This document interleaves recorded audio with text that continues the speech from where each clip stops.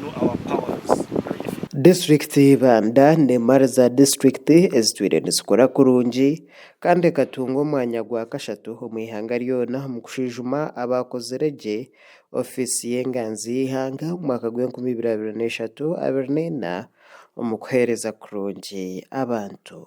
Okukora kurungi oku nikyo kireesire abeebembezi ba district ya Oyam batayaya omuri Ibanda okugira eki bayegayo. TMAG kuruga muri Oyam ebirebembirwe mukuru w'entebe ya kataano ahabwa district egi Benson Walter Dira. Our coming here had been a dream quite long. Our intention basically was about service delivery. In the national assessment performance being conducted by Office of the Prime Minister, we realized that in every financial year, Ibanda perform always.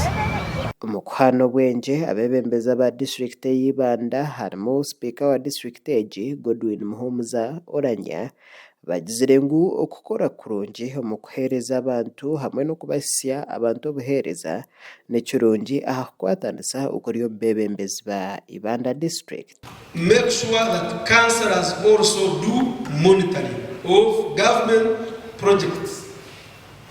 The best practice would be, before having standing committees, go and do monitoring.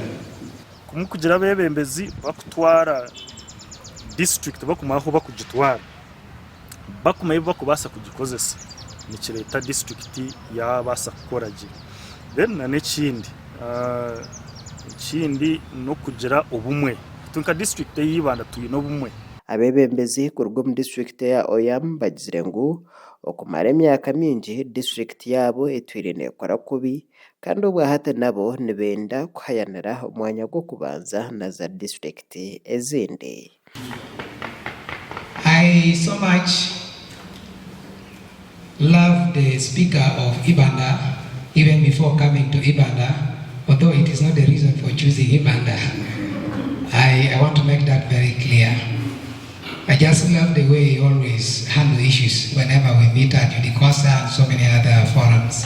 The technical team and the political leaders works towards one ideology, and that is NRM ideologies. So everybody remain focused to implement NRM manifesto. Taya Yoro RDC wa Oyam Sergeant James Shiraku agizire ngu ebibegire nibija kubahwera kutungura ekyanga kyabo. Councillors, let's not just go down start quarreling within ourselves. Make that analysis. We lost this money in this financial year, we gained here, we lost here. So that now we see how to close those gaps. Whichever speaker that has been coming was speaking about the teamwork. We shall do whatever we are doing the course of the day, but without teamwork we shall not achieve.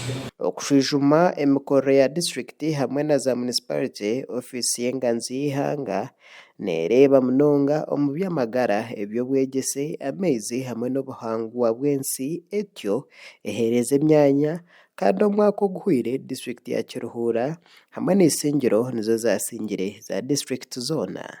Makuru aga gashakwa Ruth Ninsima muri Ibanda.